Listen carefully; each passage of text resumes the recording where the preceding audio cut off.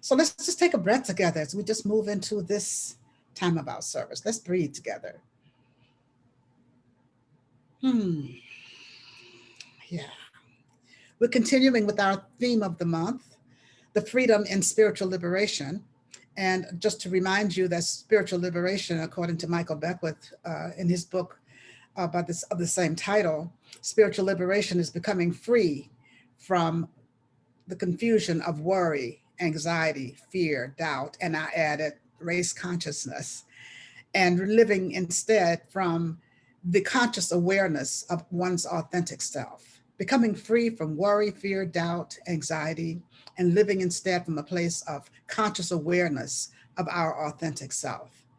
And when we are aware of our relationship with the only thing that is, when we are aware of our relationship with the only power, the only presence, the only life, the only mind, then we are aware of our authentic self. Because when we are aware of that power and that presence, and we are aware of our connection with that power and that presence, then we can live from our authentic self. And sometimes it takes us a minute to get there. It takes us a minute to get to that place where we are aware. It takes us a minute to get to that place where we are in a place of constant recognition of that universal presence, of that divine intelligence that is everywhere present. And so the more we continue to do our spiritual practice, the more we continue to turn to the sanctuary of our own withinness, then the more we become aware of that power and that presence that is within us, and that is our authentic self. That is our authentic self. You know, Ernest Holmes said that someone said the soul is homesick and it cannot recover until it finds complete union with its source. He said the soul is homesick and it cannot recover until it finds complete union with its source. And when I read that the other day, I was thinking about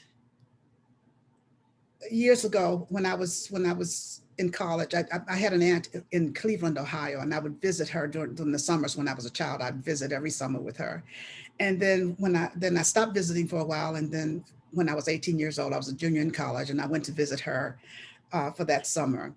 And we would talk for long periods of time. And I was telling her how every Sunday morning I would wake up almost in tears because I felt like I was so homesick. And I there was something in me that was yearning for something, and I didn't know what that meant. Because even when I was home with my parents, even when I was a child, I would wake up on Sunday mornings feeling homesick. Sometimes I would wake up crying, and I didn't know what that meant, and I didn't talk about it, but I just happened to mention that to her. And she said to me, "You're being called to preach. There's a call on your life." And I was like, "What are you talking about? I'm 18 years old. I don't want to be a preacher." And so she laughed and she said, "God has a call on your life. That's why you have that homesick feeling." And I said, "You don't know what you're talking about. That is not the truth for me." And as usual, whenever I argued with her and told her something that I was not going to do, she would say to me, "Just keep breathing. Just keep breathing." And so periodically over the years that would come up, and she would ask me, what was I doing about it? And she would remind me, as she put it, that God had a call on my life, and that I was supposed to be a minister. And I would say, "No, that's not right. You don't have that one right." And she would say, "Just keep breathing." And so I kept breathing. And here I am today, and have been for a long time. But you know, what really made me think about that when I was reading about the soul being homesick, that was what I was experiencing all those years, even as a small child. And even as I got into adulthood, I began to I always had that and I don't know why it was on Sunday mornings, but it was just on Sunday mornings that I had that feeling of homesickness. I just wanted, there was some place I was yearning to be. And I didn't understand it. I didn't know where that place was, but there was that yearning within me. And it wasn't until I started to really study science of mind and really start spiritual practices that I began to that feeling went away. I don't have it any longer. But the years passed before that happened. And that song that Charity just sang just reminded me of that. It's like a love song from Spirit that says, wherever you go, whatever you do, I will be right here waiting for you. Wherever you go, whatever you do, I will be right here waiting for you. And that's Spirit's love song to all of us, to each of us. Wherever you go, whatever you do, I will be right here waiting for you. And so another way of putting that is you can run, but you can't hide. You can run, but you can't hide. There's really no place to run to. And you know, that brings me to the topic for today, and that is coming out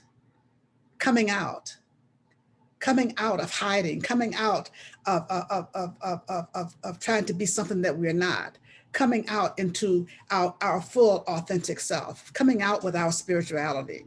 Ernest Holmes said, don't be afraid of being spiritual. Don't be afraid of being spiritual. He said people are afraid of being spiritual because they misunderstand what being spiritual means. They misunderstand that spirituality is a recognition of the goodness in the universe. That spirituality is a recognition of the power that is a power for good, a power for love, a power for harmony, a power for joy, a power for all of the qualities of God. That's what spirituality is about. But I think that what we think is that when we get, if we're going to be too spiritual, whatever that means, too spiritual, then we can't be like other people, that we have to be different. We can't live our lives the way we want to. We can't, we have to perform a certain way. We have to be a certain way. We have to change. We have to do all that. And you know what? Yes, we do. But it's not for the worse, it's for the better. It's only for the better that we do change.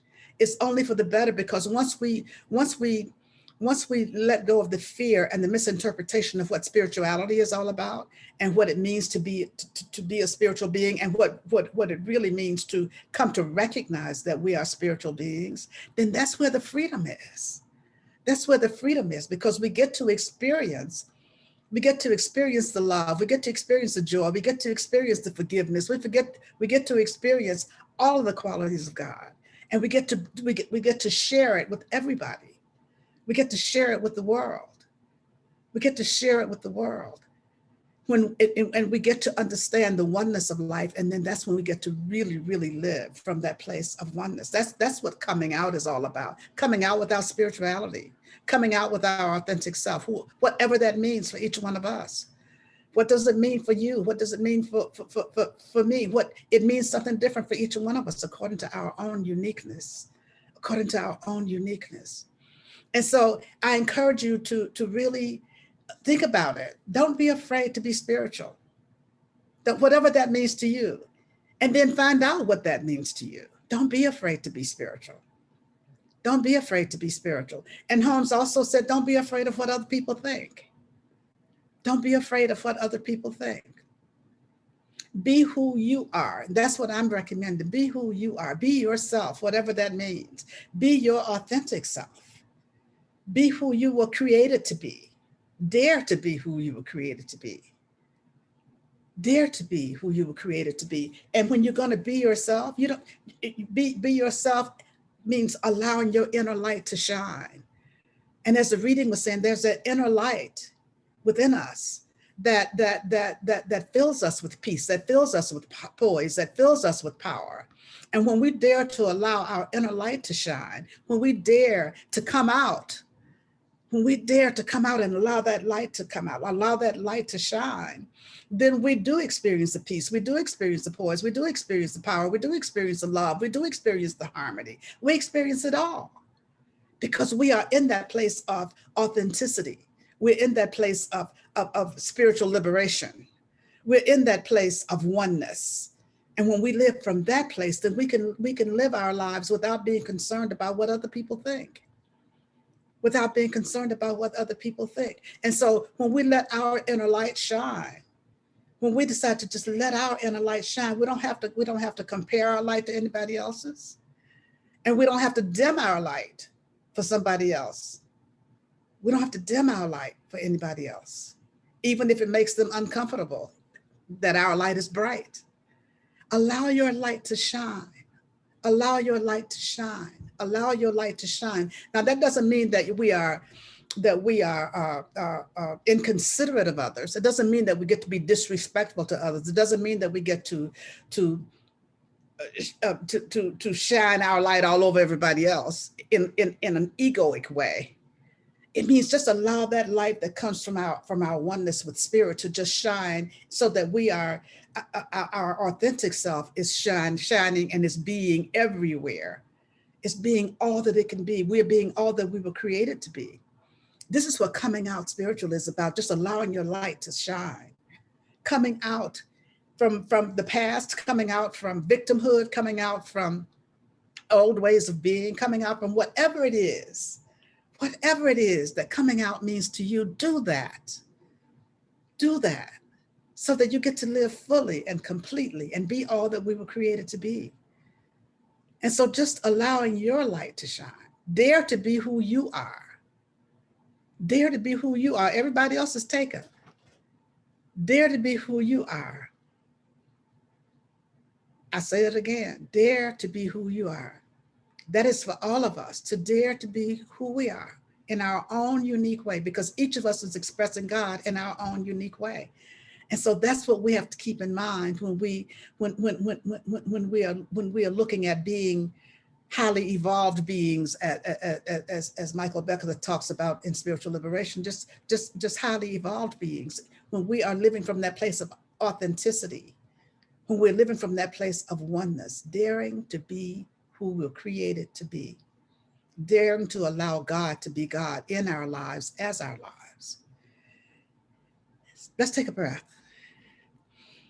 And so the next thing I want you to think about is committing to being a beneficial presence on this planet. Committing to being a beneficial presence on this planet. How can I be a beneficial presence on this planet? In everything I do, every place I go, how can I be a beneficial presence? That's been a commitment that I've had for many, many years. How can I be a beneficial presence wherever I go, whatever I do?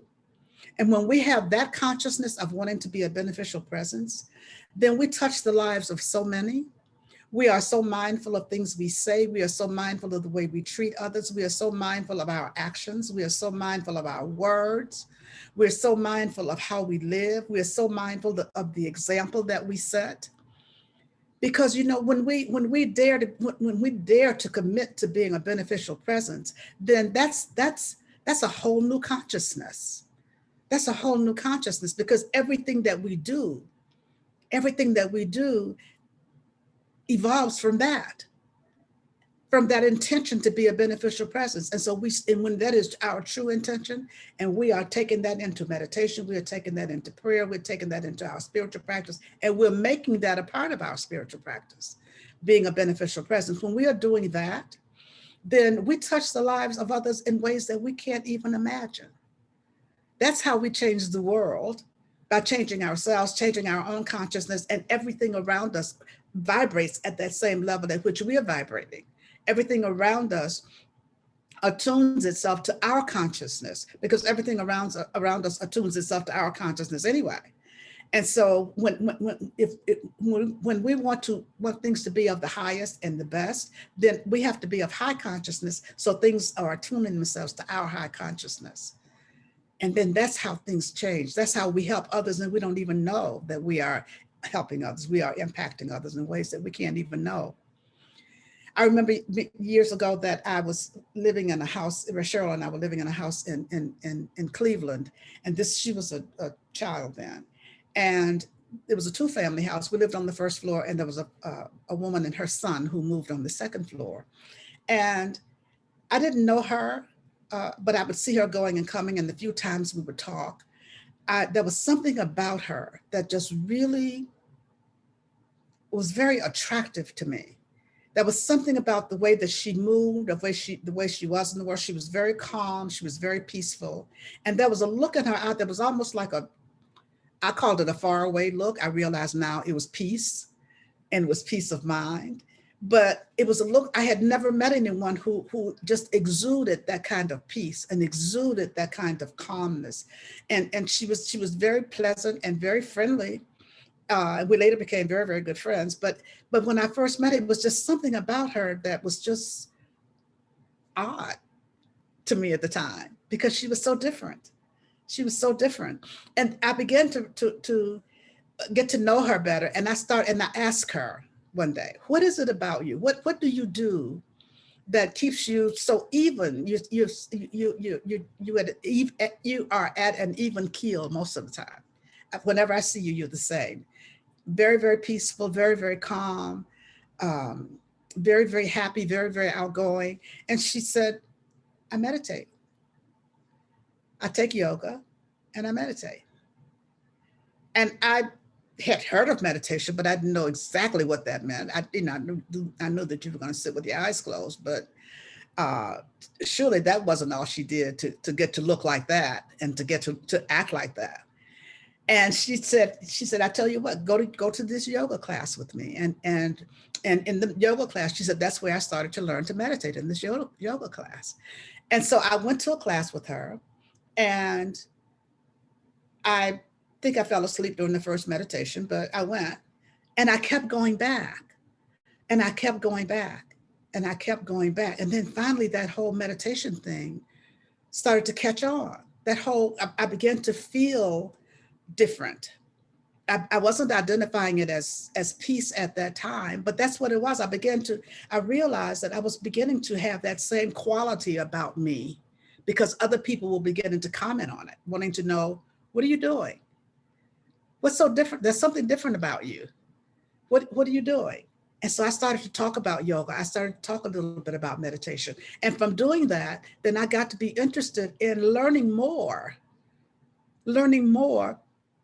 about spirituality. Now, this was before I was introduced to science of mind, but I was introduced first to meditation and yoga, and something other than, I was always one who went to church, and my family, I grew up in the church, but this was different. This was different than going to church. This was different, and this is when I learned the difference, and learned what spirituality was all about. This was, I began to really, my interest was piqued by this whole thing about spirituality, and what it really meant to know that there's a presence greater than I am, and to know that what it means to live as a part of the universe, and how big the universe is, and just so many things I was learning. And as Ernest Holmes says, just learning that the universe is for us, life is for us. It is not against us. It is not against us. And so learning that gave me the opportunity to really start to really connect and recognize that I did have this connection with this power for good in a different kind of way. And that power was not up there someplace. That power was within me. That was the most freeing thing I ever got to notice. At first, I thought it was blasphemy. But once I got beyond that, I realized how freeing that is. How freeing that is to know that there's a power for good in the universe, and I can use it. There's a power for good in the universe, and I can use it. And there's a power for good in the universe that's available always. And that all I need to do is turn to it. And when I turn to it, I don't care how far I stray. I don't care how far any of us stray. When it doesn't matter how far we go. It doesn't matter how far we go. Because Spirit is always saying, wherever you go, whatever you do, I will be right here waiting for you. Wherever you go, whatever you do, I will be right here waiting for you. I will be right here waiting for you. And Spirit is always, always right here waiting for us. In some traditions, I think it may be in scripture even, it says, I stand at the door and knock. That's what Spirit does. Spirit is always at the door, always at the door. And all we need to do is open that door. All we need to do is open our hearts. All we need to do, as I said earlier, is return to the sanctuary of our own withinness and connect with that power, that presence that is awaiting our recognition of it. And when we do that, then we can come out. We can come out of the closet with our spirituality. That's what we want to do. And so that we can really live, come out of the closet with your spirituality. Dare to be spiritual. And that's not to be, that doesn't mean that you're out someplace proselytizing. You're not trying to save anybody. You're not trying to do any, convince anybody. You just are living full out. You're just coming out of the closet with your spirituality. And I'm inviting us all to come out. Come out from, as I said, come out from the past, come out from victimhood, come out from unforgiveness, come out from living small, come out from being afraid, come out from our sense of separation, come out from that sense of separation. Because that's what it's all about. That's what keeps us hidden, because we feel separate from the divine. We feel separate from the source of our being. But when we get to really move into that place of oneness and moving into that place of authenticity and live from that place of authenticity and dare to come out with our authenticity, then we have to be a beneficial presence. We have to be a beneficial presence. And coming out and being your authentic self means being your authentic self in all circumstances, in all situations, around all people, being who you are, being your authentic self, being your authentic self. And again, it doesn't mean disrespecting anybody. It doesn't mean being rude to anybody. It doesn't mean just being thinking of yourself only. It doesn't mean taking something that doesn't belong to you or impinging on the rights of others. It just means being your own authentic self from that place of oneness. Because as Holmes says, when we can see God everywhere, then God shows itself in everything and everywhere. When we see God everywhere, God shows itself to us everywhere. And so when we come out with our spirituality, then we start to see God everywhere. We know that God is everywhere present. And we allow that everywhereness of God to start with each one of us and to come out from that place within us. From that place within us. And so that's what I'm inviting you to do today. Come out with your spirituality. Don't hide it any longer. Don't be in the closet with it. Don't just be spiritual on Sundays. Live a life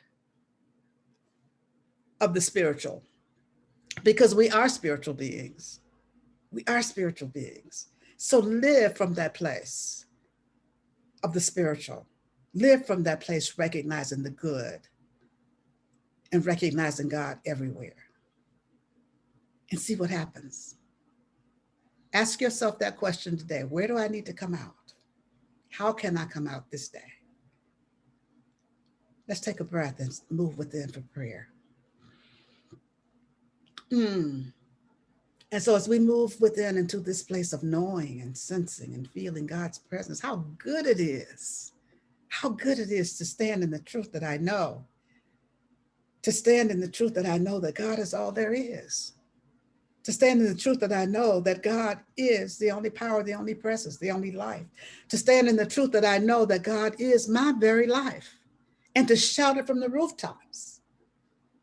How good it is to dare to shout from the rooftops that God is my very life, and to know that God is the life of each of us, the source of all, the source of all. How good it is to be free, to stand in the knowing, to stand in the knowing of the one life, and the one life that is my life, and the one life that is a life of us all, and to see this one life everywhere, to know that this one life is everywhere present, to know that this one life is that from which we can never depart, that presence from which we can never depart. How good it is to know this truth, and to stand in this, and to boldly state this and declare that there is no separation, can be no separation between God and me. There can be no separation between God and any of us. How good it is to know this truth. And so just knowing this truth, I speak the word for each of us this day. Just speaking a word of oneness, speaking a word of boldness.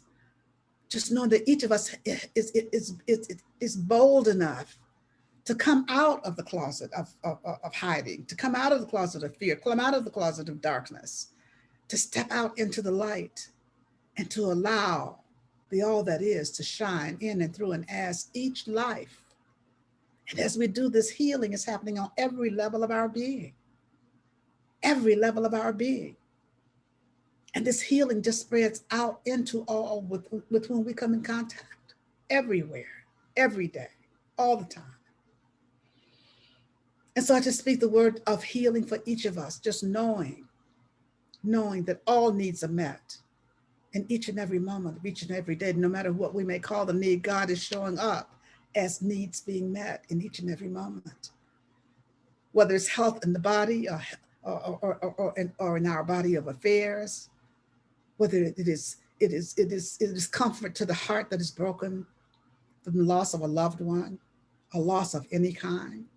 It is comfort to people who are experiencing the fires and the floods and destruction of any kind, loss of any kind. The presence of God is in the midst. The presence of God is in the midst. Healing is happening. Even though the appearance may be to the contrary, healing is happening, for God is in the midst everywhere, everywhere. This word goes out to our government officials, just knowing that where there appears to be division, that God is in the midst and that oneness exists, unity exists. And divisions and anything that is unlike oneness, anything that is unlike love, anything that is unlike peace, just is dissolved by this word that's being spoken here this day. It's dissolved. And unity is established, oneness is established, love is established, peace is established, harmony is established, balance is established. God is in the midst. This is the truth that I know for each of us. This is the truth I know for our world. This is the truth I know for our planet. This is the truth in the word that I speak here this day. And so I just pause momentarily now for you to speak the names of anyone you'd like held in prayer. You may speak their names silently or aloud, and you may speak them now.